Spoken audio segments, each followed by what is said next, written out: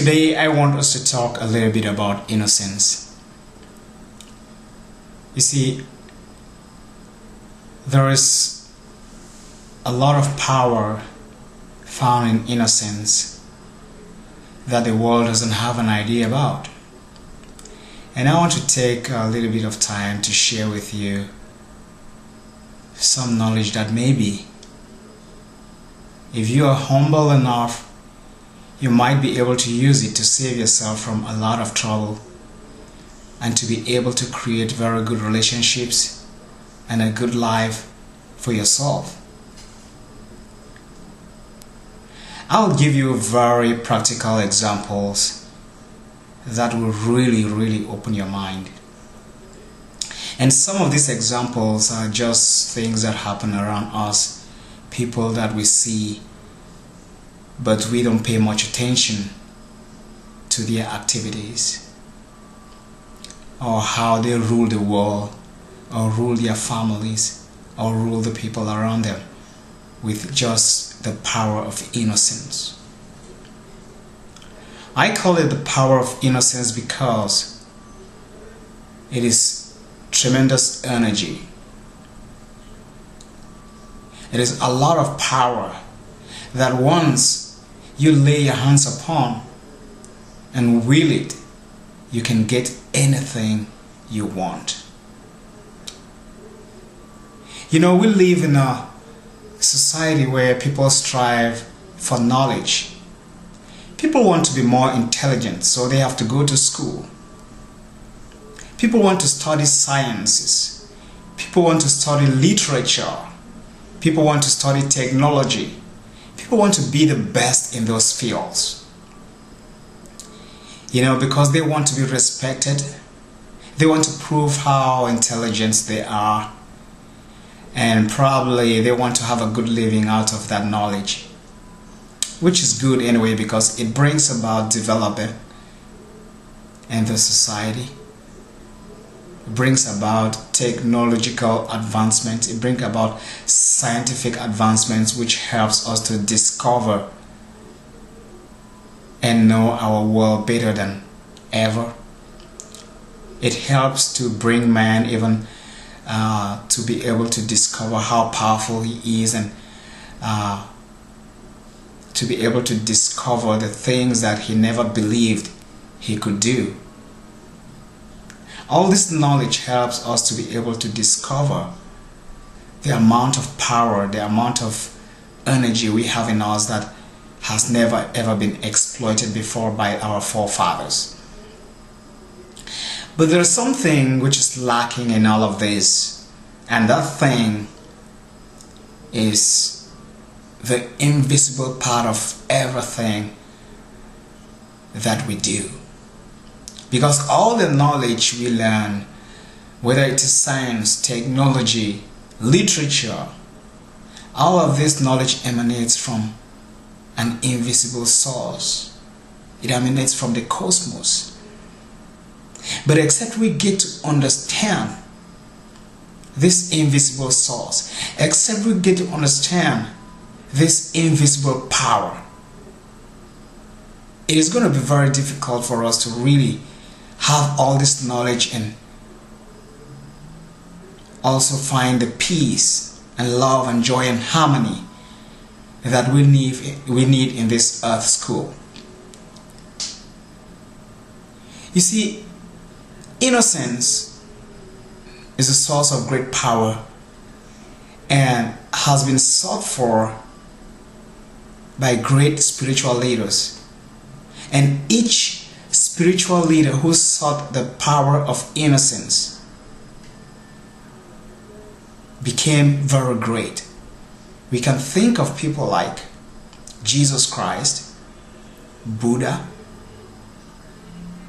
Gandhi, and a whole host of other people who could not hurt, but they were not very much paid attention to, but they wield a lot of power. In our own society, we also find certain people who wield a lot of power, but who seem to be very innocent. Most of the church, great spiritual leaders in the world today wield a lot of power, but when we look into their lives, we don't find they don't look for physical or material power. They seem to be innocent. Now let's just go straight to the topic and see what we can get out of it. I'm going to give you some few examples. I want us to take the life of a newborn baby.